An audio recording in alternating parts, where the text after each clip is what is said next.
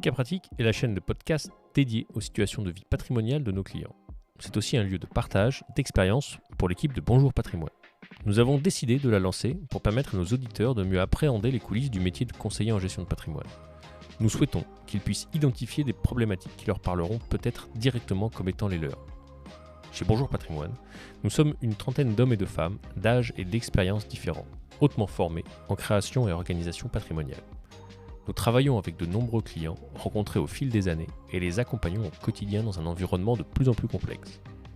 Alors maintenant, voyons concrètement comment ça se passe dans un cas pratique.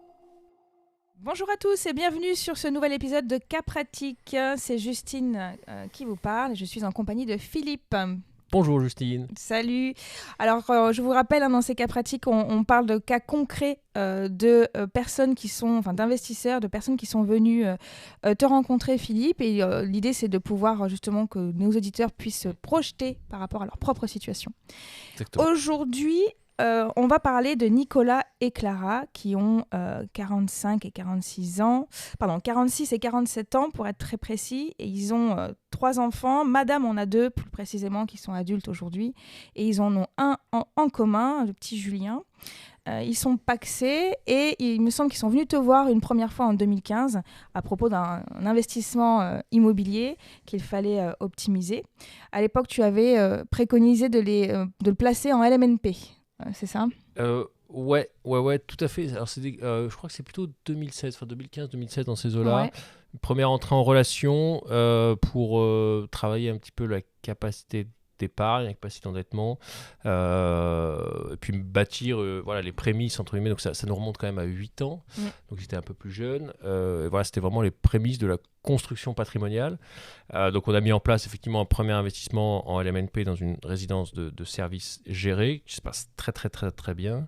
Et on a mis en place aussi un contrat d'assurance vie avec des versements réguliers pour le coup. Okay. Voilà. Forcément, on était en relation entre-temps, donc le temps que tout se mette en place, que leur premier investissement soit livré. De tête comme ça, sincèrement, je ne m'en rappelle plus, mais je pense que c'était une livraison 2018-2019, dans ces eaux-là, un peu après, 2-3 ans après, 2 ans après, je pense, en vrai.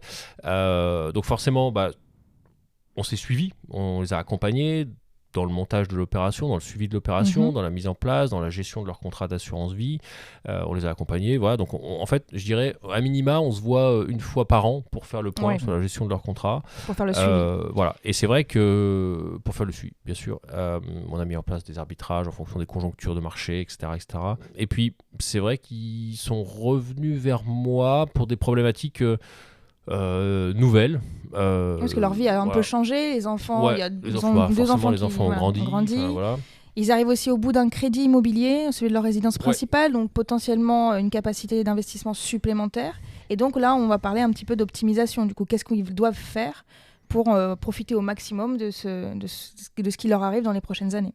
Ouais, exact. Et en fait, il y a eu 2 problématiques quand ils sont venus nous voir. Problématique numéro 1, c'était, mine de rien, comme pas mal de nos clients, en vrai, je paye beaucoup d'impôts, la note fiscale augmente, donc ça c'était une de leurs premières problématiques. Et une deuxième problématique, c'était comment on commence à réfléchir, entre guillemets, à qu'est-ce qu'on va faire de notre capacité d'endettement, notre capacité d'épargne, une fois qu'on aura fini de rembourser le crédit de la résidence principale. Parce que, effectivement, comme tu le disais, le crédit qui arrive à échéance, c'est leur crédit de résidence principale, donc qui arrive à échéance dans 5 ans, qui dégage quand même une capacité nouvelle de l'ordre de 1 200 € par mois. Donc c'est pas rien, hein, ça commence à être sympa dès lors que on a fini de rembourser la résidence principale. C'est vrai que ça dégage quand même, une belle capacité.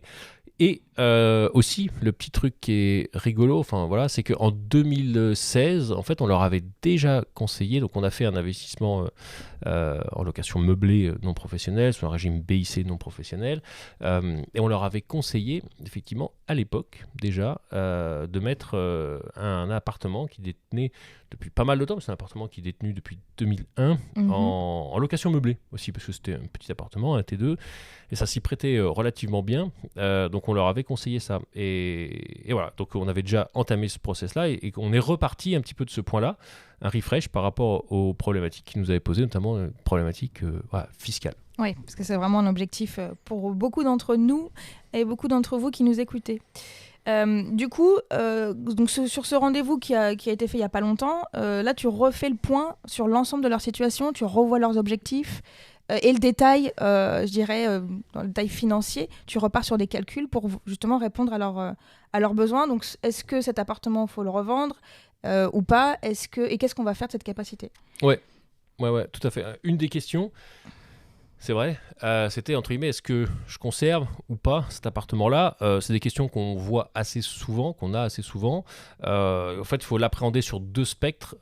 Donc, c'était un appartement locatif, ok, donc qui générait du revenu, sur lequel il n'y avait plus de crédit en cours. Donc ça, c'était premier sujet. Est-ce que je le garde ou pas ? Et quand on analyse en fait un bien sur on le garde ou on le garde pas, il faut se poser 2 questions. Les revenus dégagés, okay, ou éventuellement l'optimisation des revenus dégagés, on va y revenir après, et surtout derrière, entre guillemets, la question classique, combien je l'ai acheté, combien je peux le revendre, et éventuellement combien je paye en plus-value, parce qu'un appartement de 2001, en 2023, il y a un régime d'exonération de plus-value, il y a quand même toute une mécanique à intégrer derrière, il y a des impacts. Voilà. Donc en fait, on est rentré dans ce schéma-là. Le travail sur l'optimisation des revenus, si tu veux, on l'avait déjà traité pour partie en 2016, quand on les avait reçus. Comme il y a le suivi, il n'y a pas... Voilà. Et en fait, on a suivi sans suivre, toutes choses égales par ailleurs, mais ce point-là, parce que le client m'a dit « Ah oui, je l'ai passé en location meublée il y a quelques années, ou je crois même l'année dernière, ou avant-dernière, etc. etc. » Et ok, je fais super. Et puis, naturellement, en fait, très vite, on va demander l'avis d'impôt. C'est vraiment un sujet qu'on regarde. On ne peut pas parler de fiscalité ou de revenus entre guillemets sans voir. Sans voir vraiment. Donc on demande l'avis d'impôt. Moi je demande l'avis d'impôt, je regarde. Alors peut-être on va faire une petite parenthèse pour nos auditeurs sur le traitement, on va dire, fiscal des revenus d'investissement locatif. En gros, il y a, on va dire 4 gros régimes. On va faire 2 catégories. Catégorie numéro 1, ça va être plutôt la location nue. Okay, donc c'est-à-dire que vous louez votre appartement, comme son nom l'indique, nu, donc pas meublé. Donc là, on est plutôt sur des baux, on va dire, de 3 ans, généralement. Ouais. Classique, finalement. Beau classique, voilà, un bail type 89, c'est comme ça qu'on les appelle, assez classique, etc. etc. La fiscalité afférente à ces revenus-là de location nue, c'est de location vraiment standard que vous avez sur tous les régimes de défisque, X ou Y, type Pinel, CELI, etc. C'est de la location nue. Si vous achetez un appartement, que vous le louez, naturellement, ça va être de la location nue. Là, on a des revenus qui sont soumis au régime des revenus fonciers. C'est-à-dire qu'on rentre tous les revenus, okay, on déduit toutes les charges, y compris les intérêts d'emprunt. Alors là, le client en question, il n'y avait plus d'intérêt d'emprunt, donc la charge, il n'y en avait plus. Et en fait, on est imposé sur la différence entre les revenus et les charges. On est imposé à l'impôt sur le revenu selon notre tranche marginale. Donc, tranche marginale qui peut être de 0, de 11, de 30, de 41 ou de 45. Donc ça peut quand même assez vite piquer. Et puis, les revenus fonciers, ils sont aussi taxés aux prélèvements sociaux. Les prélèvements sociaux, on rajoute quand même une couche de 17,2. Donc, en fait, là, en l'occurrence, nos clients, ils étaient imposés à 30% de TMI. Donc, ça fait 30% plus 17,2. Ça fait mal. C'est vrai que t'es pas mal en calcul, je me souviens. Ça fait combien 30 plus 17,2 47,2. Okay. On est presque à la moitié. Presque à la moitié. Ça, j'arrive à comprendre qu'on peut me prendre beaucoup. Ah oui. Et donc, du coup, concrètement, c'est ça. C'est un bien qui générait de l'ordre de 10 000 euros de revenus. Forcément, il y avait un peu de charges, on va dire 2 000 euros de charges, un peu de taxes foncières, etc. Mais ils auraient pu avoir une assiette, parce qu'on les avait déjà conseillé de passer au meublé, de l'ordre de, on va dire 7 000 euros. Et en fait, on en lâche la moitié, comme tu l'as dit très bien, en impôts. Bon, ça, c'est le premier régime, au régime réel des revenus fonciers. On peut opter, effectivement, toujours en location nue, pour ce qu'on appelle le micro foncier. C'est un abattement forfaitaire de 30%. Il faut avoir moins de 15 000 euros de revenus. Et on peut avoir un abattement forfaitaire de 30%. Bon, si vous avez des charges inférieures à 30%, ça peut faire sens. Ouais. Mais après, le taux, c'est le même. Derrière, il n'y a pas de surprise. L'autre catégorie, c'est ce qu'on appelle la location meublée. Voilà, alors pour être éligible à la location meublée, il faut effectivement louer le bien meublé, réellement, pas... Et pas avec les meubles de la grand-mère. Voilà. Si, ça peut être les meubles de la grand-mère, mais il faut vraiment il y a une liste exhaustive. Voilà. On ne fait pas n'importe quoi. Il faut quand même un bien, mine de rien, qui s'y prête, parce que louer une maison T6 meublée, c'est pas facile. Il faut quand même trouver la clientèle. Louer des petits appartements, c'est quand même plus facile. Donc ça, c'est un sujet. Et ensuite, on a des baux qui sont quand même plus courts. Bon, voilà, il faut le savoir. C'est pas tout à fait les mêmes contraintes, on va appeler ça comme ça. Par contre, il y a un gros avantage. Alors, c'est un régime fiscal qui peut être plus intéressant. On peut opter pour le régime micro, donc c'est un abattement de 50%, ok, ou on peut opter pour le régime réel. Et en fait, quand on opte pour le régime réel, là, on est dans une catégorie de revenus, donc on est sur des BIC non professionnels, des bénéfices industriels et commerciaux. C'est technique, hein. Oui, c'est vrai qu'on mais j'arrive à suivre, tu vois. C'est pas toujours facile, mais j'arrive à suivre. Des BIC. Et en fait, c'est une catégorie de revenus qui permet d'amortir. Voilà, l'amortissement, pour faire simple, pour nos auditeurs, c'est quoi ? C'est la dépréciation d'un actif. Alors, je vais prendre un exemple tout simple, tout con, entre guillemets. Une entreprise, quand elle achète un ordinateur, hop, elle va l'amortir sur 5 ans, parce qu'on considère que ça se déprécie en 5 ans. Et c'est vrai qu'un ordinateur, dans 5 ans, ça ne vaut plus rien. Voilà. C'est vrai. Sauf que comptablement, en fait, on va restocker les amortissements. Donc, en fait, c'est votre prix d'achat divisé par 5 et chaque année, vous régénérez cette partie. En fait, les amortissements, c'est pareil. Au BIC, en fait, l'immobilier, de façon globale, va s'amortir entre 25 et 30 ans sur... vraiment, c'est des grosses portes ouvertes que j'enfonce, mais sur à peu près 90% de l'assiette, peu ou prou. Enfin, voilà, il y a des trucs qui ne s'amortissent pas. Enfin, bref, on ne rentre pas dans le détail, ce n'est pas l'objet. Et donc en fait, c'est très cool parce que ça permet de générer une charge virtuelle. Voilà, une charge virtuelle, qui n'est pas décaissée. Okay. Donc en fait, le résultat fiscal, le résultat comptable, il peut être nul parce que l'amortissement, en fait, il va venir en charge, mais c'est une charge qui n'est pas décaissée. Donc c'est vraiment une charge virtuelle, en fait, ce qu'on appelle, qui fait que en fait, votre résultat, il est nul. Donc en fait, la pression fiscale sur ces revenus-là, elle est quand même très faible. Voilà. Alors, pourquoi tout ça ? Petite parenthèse, on a dit, on ne va pas s'enflammer non plus, histoire de ne pas perdre tout le monde. On avait conseillé, pour le coup, de passer en meublé. Bon, le client me dit, je suis passé en meublé. Donc du coup, je reprends le fil de ce que je te disais. Je regarde l'avis d'impôt. Bon, et là, je vois micro. Je suis micro, bon, ok. C'est-à-dire que abattement forfaitaire de 50%. Puis je regarde, je vais jusqu'au bout de l'avis. Ok. L'autre opération qu'on lui avait conseillée en LMNP, pour le coup, elle est au réel, réellement. Donc ça a généré un déficit, mais à la marge, un déficit dû à l'amortissement, hein, pour le coup de 200 €. Ok. Et là, les revenus, entre guillemets, qui touchaient de l'appartement, c'était revenu brut 10 000 €, abattement de 50%, de l'ordre de 5 000 €, entre guillemets, de revenus taxables. Bon. Et voilà, on fait le point. Toujours, ce qui est très important dans notre métier, c'est la projection. Donc, on va se projeter. On regarde à l'instant T, je regarde son avis d'impôt. Donc, effectivement, abattement de 50% sur les revenus. Okay. Les autres, on avait un peu de déficit à côté lié aux autres revenus BIC. Okay.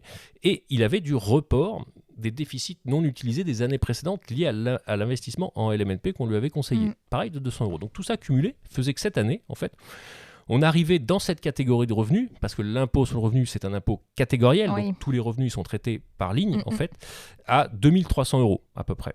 Sauf qu'il avait consommé tous ses déficits. Et que s'il reste en micro, l'année prochaine, il se prend un tampon fiscal sans s'en rendre compte. Là, on est arrivé à l'année charnière, en fait. Il nous a rencontrés au bon moment, si je fais simple. Donc, qu'est-ce qu'on fait ? On regarde, on fait une simulation, on dit, voilà, l'année prochaine, avec les mêmes revenus, sans déficit reportable, etc., sans rien faire, vous allez passer de 2300 à 4500 € en fait, de revenus. Donc forcément, la pression fiscale augmente de facto, tranche marginale plus prélèvements sociaux, sans rien faire, il a une facture fiscale qui augmente de l'ordre de 1000 €. Voilà. Si vraiment il n'avait rien fait. Nous, qu'est-ce qu'on fait ? On regarde, on fait, en fait, tout simplement, est-ce qu'il ne serait pas pertinent ? On se rappelle la question à la base du client, c'était est-ce que je garde ou pas Blagnac ? Notamment parce que vous voyez que la pression fiscale a augmenté. Et en fait, on dit, on pourrait, option 1, si vous le gardez, entre guillemets, passer au réel. Oui, là on change. Voilà, passer au réel, parce qu'on amortit le bien. Et dans ce cas-là, il n'y a plus ce problème-là. Et là, on est vraiment dans l'optimisation de l'existant. Donc ça répond à une partie de la question qui était optimisation fiscale. Voilà. Après, à la question, est-ce que je garde ? En fait, on se pose la question de la rentabilité. Et dans la rentabilité, qu'est-ce qu'on regarde sur un bien, sachant qu'il n'y avait plus de crédit ? Les loyers, proportionnellement au prix d'achat, à la valeur du bien. En fait, tout simplement, c'est un ratio. Hein. La rentabilité, c'est les loyers sur la valeur du bien. Vous allez avoir un pourcentage. Okay. Les loyers bruts, nets de charges et les loyers nets de fiscalité. Okay. Et en fait, quand on a posé un petit peu tous les chiffres, on se rend compte que, j'ai plus les datas exactes, après je peux les regarder, mais en gros, aujourd'hui, au micro, il avait à peu près une renta de 4,20 net, ce qui est pas mal. Hein. Franchement, pas mal, pour de l'investissement locatif, c'est pas complètement dégueulasse. En le passant au réel, donc en amortissant le bien, on prenait quasiment un point de renta supplémentaire. On arrivait à 5,10, donc c'est qui est quand même cool. Donc quand on ce que je disais tout à l'heure, c'est que en fait, quand on réfléchit à un bien, est-ce que je le garde ou est-ce que je le garde pas, c'est est-ce que j'ai besoin de dégager du cash, est-ce que je vais me faire tamponner sur la plus-value ou pas, est-ce que c'est un actif qui est rentable, qu'est-ce que j'en fais dans mon patrimoine. C'est en gros les questions auxquelles il faut répondre. Donc là, la première réponse, c'est ok, c'est un actif qui est plutôt rentable. Voilà. C'est un actif sur lequel il n'y avait pas de crédit, donc il aurait pu dégager du cash, mais pas de besoin particulier. Si on touche des revenus sans fiscalité, c'est quand même pas mal. Voilà. Ça permet de valoriser. Après, c'était un actif qui est en périphérie toulousaine, plutôt dynamique comme marché. Donc facile à louer. Ça s'y prête. Voilà. On a fait des calculs de plus-value. Oui, il y avait une bonne plus-value entre le prix d'achat en 2001, forcément, parce que le marché quand même immobilier est relativement droit, et une valeur aujourd'hui estimée, et assez peu en fait de pression fiscale sur le prix de vente. Donc voilà. In fine, ça c'était un dossier d'il y a quelques mois maintenant, on a dit au client, votre bien c'est un bien qui est relativement rentable, on peut encore optimiser un peu la pression fiscale en fait, dessus, ne serait-ce que juste en bougeant en fait, les curseurs. Et en termes de plus-value, pas forcément de besoin aujourd'hui de liquider. Ça peut être intéressant de le conserver s'il n'y a pas d'autres projets derrière. Il y a encore un peu de plus-value, notamment à l'impôt sur le revenu, parce qu'il avait des années charnières. L'impôt sur le revenu, la plus-value immobilière, c'est un impôt sur le revenu qui est exonéré après 22 ans, avec un taux dégressif, un abattement dégressif dans le temps, et prélèvements sociaux après 30 ans. Donc si on veut vraiment annihiler complètement la pression fiscale sur un actif immobilier, et qu'on peut se permettre d'attendre, là, en fait, il faut attendre 8 ans pour être totalement exonéré de plus-value. Donc, c'était un peu l'arbitrage qu'on a fait, et en fait, on est arrivé à la conclusion plutôt d'attendre. Voilà. Parce que pour le coup, là, ça répond vraiment à leur objectif, c'est-à-dire qu'ils n'avaient pas forcément besoin d'acheter quelque chose aujourd'hui. Comme tu le dis, on attend 30 ans, et finalement, on a enfin un appartement qui nous rapporte à 100%. Et pour autant, tu as optimisé et fait gagner un point de plus. Donc, ça fait 3 coups en un, c'est quand même pas mal. C'est ça, c'est ça. Donc du coup, forcément, c'était pas la seule question pour laquelle ils t'ont demandé ton avis. Donc, que faire de cet appartement, réduire ses impôts, et du coup, là aussi le fait qu'ils allaient prochainement ne plus avoir de crédit sur leur résidence principale, donc nouvelle capacité d'épargne. Qu'est-ce qu'ils peuvent en faire ? Alors, il restait quand même un peu d'impôts à payer, si je parle en masse, entre guillemets, malgré l'optimisation. Bon, c'est pas des montants exorbitants, mais ça reste quand même à payer. Aujourd'hui, en 2022, c'était plutôt aux alentours de 7 000. Du coup, en passant, mine de rien, l'appartement au réel, leur appartement au réel, on fait une économie quasiment de l'ordre de 1 000 € d'impôts. C'est déjà ça. C'est pas négligeable. Donc, il reste 6 000 € d'impôts. Alors, comment gommer 6 000 € d'impôts, soit on repart dans des stratégies effectivement plutôt de long terme d'investissement de défiscalisation immobilière, comme on peut entendre souvent parler, Pinel notamment, soit effectivement on privilégie plutôt des stratégies one shot, ou en tout cas de long terme, et c'est un petit peu ce qu'on a adressé. On a évoqué la solution Girardin Industriel, qui est un investissement effectivement où on va soutenir l'économie industrielle dans les dom-toms notamment. Alors il faut savoir que c'est l'un des seuls c'est l'un des seuls investissements qui permet de défiscaliser plus que le montant investi, pour le coup, avec un ticket minimum assez faible, puisqu'au final, on est aux alentours de 4 000 €. Voilà, donc il faudrait que je fasse les calculs pour voir un petit peu, mais en gros, en investissant 4 000 €, on peut gommer quasiment 5 500 € d'impôt sur le revenu. Voilà, donc c'est pas négligeable. L'enrichissement immédiat, il est de l'ordre de 5 000 €. Je dis une bêtise, de l'ordre de 1 500 €, on va y arriver. Ok, on investit 4 000, on défiscalise 5 500, ça fait 1 500 € d'enrichissement. Donc ça c'est quand même pas mal. On travaille one shot. Autre solution sur ces problématiques-là, c'est de travailler l'épargne retraite, qui est aussi malgré tout un vrai sujet. C'est un sujet qui n'avait jamais été travaillé sur ces clients-là, pour le coup, avec voilà, par exemple, faut savoir, et je vous invite, si vous écoutez le podcast, à aller regarder votre avis d'imposition. À la fin, vous avez en fait un encadré, c'est pas un encadré d'ailleurs, vous avez un passage qui s'appelle plafond épargne retraite. Voilà. Ça permet d'aller chercher en fait ce que vous pouvez investir dans une solution d'épargne retraite. Alors il faut savoir que l'épargne retraite a été quand même bien refondue, on va dire, en 2019. Voilà, parce qu'avant on parlait de PERP notamment, plan d'épargne retraite populaire. Maintenant on parle de plan d'épargne retraite. C'est des contrats qui sont quand même beaucoup plus qualitatifs, on peut faire de belles choses, et ça permet, la vocation première, c'est ça reste des produits de tunnel retraite, mais où l'objectif c'est de préparer sa retraite. Voilà. On peut y verser jusqu'à 10% de sa rémunération. Il y a des plafonds, ok, mais chaque année, voilà, retenez qu'en gros, vous avez un minimum qui est 10% du plafond annuel de la sécurité sociale et un plafond propre à vous qui est 10% de votre rémunération. Voilà.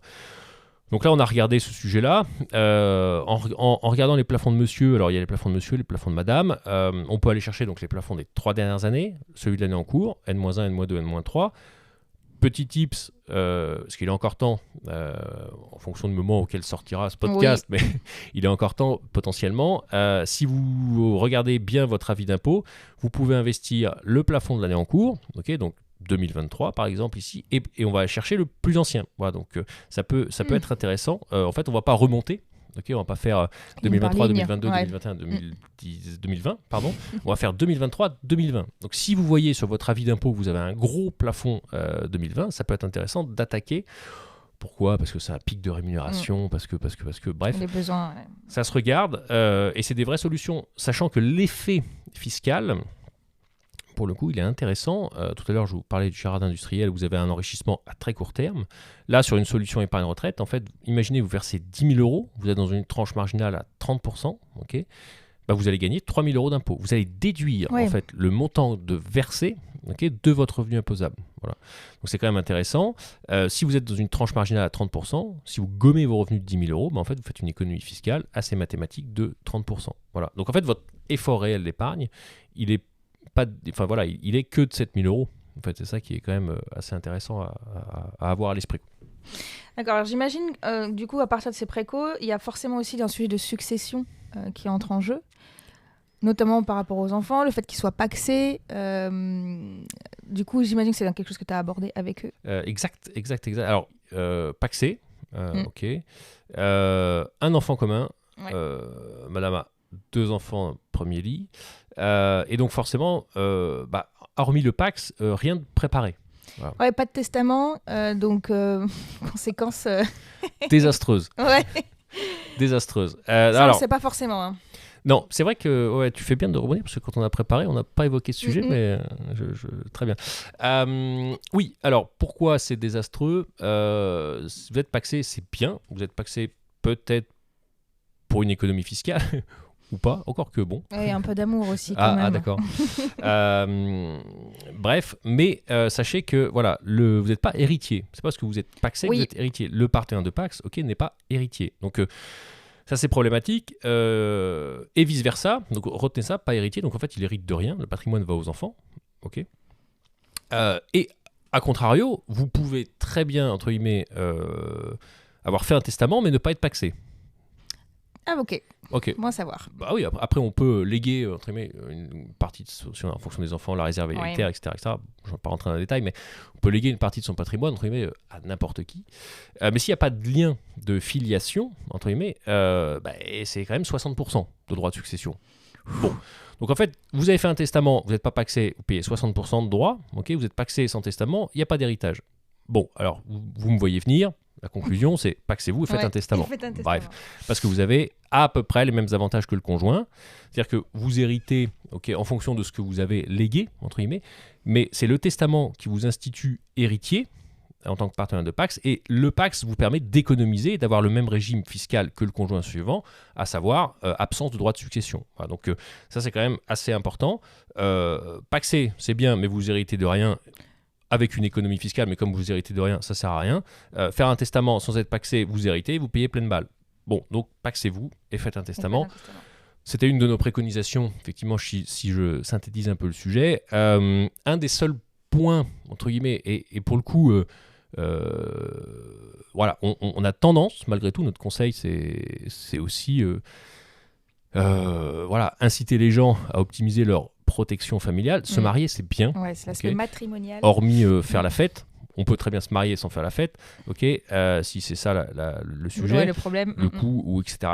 Mais le mariage, entre guillemets, le conjoint, en fait, bénéficie de la réversion. Oui, voilà. ça c'est important quand il y en a un qui décède. De Pacs, il ne bénéficie pas de la réversion. Donc vous vivez très longtemps avec quelqu'un pacsé, et à aujourd'hui, en tout cas, le législateur n'a pas actionné ce sujet-là. Voilà, alors, peut-être que demain il le fera. Enfin, il y avait des projets de loi de finances qui étaient dans dans les tuyaux, mais ça n'a pas avancé. En tout cas, à ce stade, aujourd'hui, la vie que vous avez passée avec un partenaire de PACS n'est pas considérée comme éligible à la retraite de réversion. Donc, sur toutes les problématiques de retraite, mine de rien, ça a un impact. nous, on conseille quand même aux clients de se marier pour ça. Mais là, bon, voilà, on a actionné le sujet, c'est pas dans leur volonté. Bref, nous, on a donné notre devoir de conseil. Et par contre, derrière, à minima, on fait un testament. Merci pour ce détail. Donc, il faut se marier, c'est ça? Exactement. À la conclusion de ce podcast, mariez-vous. Mariez-vous. Il faut quand même choisir le régime. Oui, il faut quand même faire attention. On fait des contrats. Ok, très bien. Donc, du coup, pour Nicolas et Clara, clairement, c'est une histoire qui dure depuis un petit moment avec toi, ce qui leur a permis effectivement de réduire, donc d'optimiser leur impôt, leur fiscalité, de pouvoir aussi se projeter dans les prochaines années et en plus de préparer leur retraite. Ouais, tout à fait. Et c'est vrai que tu en as parlé tout à l'heure, et on n'a pas rebondi, on est parti, mais on a commencé à aborder le sujet, on a mis dessus sur la table, mais on n'a pas adressé encore le sujet sur quoi faire, entre guillemets, de la capacité d'épargne, la capacité d'endettement.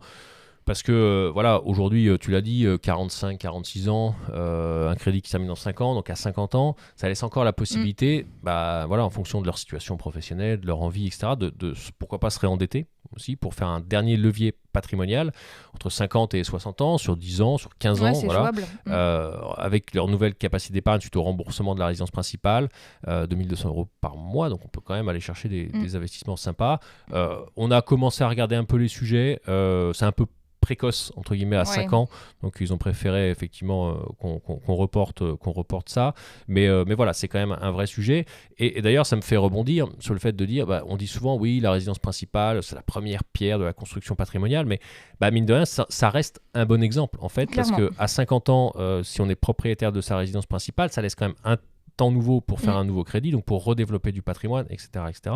Et ça, c'est quand même pas mal. Donc, en fonction de l'âge que vous avez par rapport à l'écoute de ce podcast-là, ça peut se poser des bonnes questions d'investir dans la résidence principale. À 50 ans, on approche quand même pas loin en tout cas de la période de la retraite, même si elle s'éloigne effectivement avec les nouvelles réformes qu'on vit. Donc, c'est justement le bon moment quand on a un toit qui nous appartient de pouvoir basculer sur cette période-là qui arrive. Et de la prévoir et de l'anticiper. C'est ça. Et oui, et surtout éviter au maximum d'avoir une charge de crédit pour sa résidence principale au moment de la retraite, parce que on a eu beaucoup d'échanges retraite, etc., mais ça reste une brique entière, et ne plus avoir de charge de crédit, avoir un toit entre guillemets sur la tête, c'est bien au moment de la retraite. C'est rassurant. C'est rassurant. D'ailleurs, il y a effectivement toute une série de podcasts sur la retraite et ce qu'elle peut nous apporter, comment on peut la préparer, l'anticiper. Je vous invite tous du coup à les écouter. Il y a donc 10 épisodes qui en parlent, il y a vraiment de quoi dire. C'est sur notre autre chaîne de podcast, non? C'est sur Mon Patrimoine sur et moi. Mon Patrimoine et moi, ouais, exactement. À retrouver sur toutes les plateformes de streaming audio. C'est la chaîne de podcast de gestiondepatrimoine.com. Tout à fait, qui est aussi un site internet, pour le rappeler, qui propose de multiples contenus éditoriaux pour prendre en main son patrimoine. Quand on n'est pas encore prêt à rencontrer un conseiller en gestion de patrimoine, vous pouvez au moins aller regarder ce qui est possible de faire pour ensuite discuter et avoir de vrais impacts sur votre stratégie patrimoniale. Très cool. Merci Philippe pour ce podcast. Merci à toi. À bientôt, portez-vous bien. À plus. Ciao. Cas pratique, c'est fini. Merci de nous avoir écoutés jusqu'au bout. Un point commun avec votre situation, envie d'échanger avec nous sur votre parcours patrimonial, la team de Bonjour Patrimoine est disponible pour discuter, alors n'attendez pas. Nos cas pratiques sont disponibles sur toutes les plateformes de streaming et ne peuvent être écoutés que si vous nous accordez une note de 5 étoiles et un partage à un ami, un voisin ou un gendre à qui vous voulez du bien. Je suis Philippe Mousseau, CGP et Managing Partner de Bonjour Patrimoine et créateur de contenu pour gestiondepatrimoine.com.